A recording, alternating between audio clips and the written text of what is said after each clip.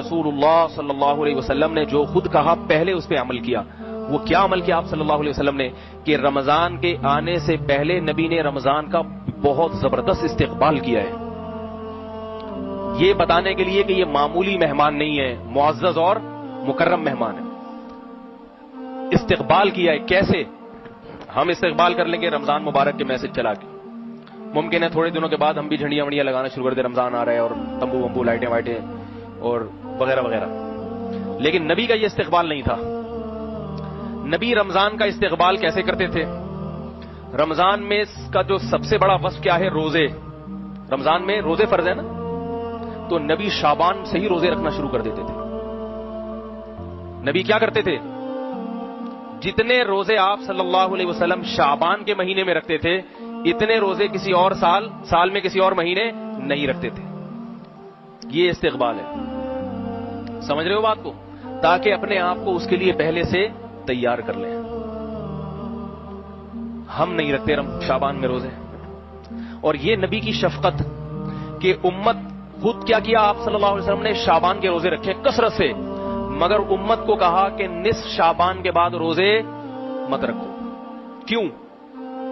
اس لیے کہ 15 شعبان کے بعد اگر روزے رکھو گے کمزور نہ ہو جاؤ، رمضان کی طاقت کہیں ختم نہ ہو جائے. خود رکھیں. امت پہ شفقت کی تو پتہ یہ چلا کہ 15 شعبان تک امت کو حکم ہے جتنے زیادہ روزے رکھ سکے، اور جو طاقتور ہے صحت مند ہے وہ 15 کے بعد بھی رکھے. مگر ہمارے ہاں کا نہ طاقتور رکھ رہا ہے نہ کمزور رکھ رہا ہے. وہ رمضان میں نہیں رکھتا، ادھر پہلے کیا رکھے گا وہ؟ استقبال کا یہ مطلب ہے. دوسری بات، رمضان کی دوسری بڑی عبادت کیا ہے؟ پہلی عبادت جو رمضان کی سب سے بڑی ہے وہ روزہ ہے. دوسری کیا ہے بتائیے؟ تراویح. تراویح میں قرآن کی تلاوت ہوتی ہے. تو رمضان کے آنے سے پہلے شعبان کے مہینے میں ہی تہجد کا اہتمام شروع کر دیا جائے اور تلاوت کی کثرت شروع کر دی جائے.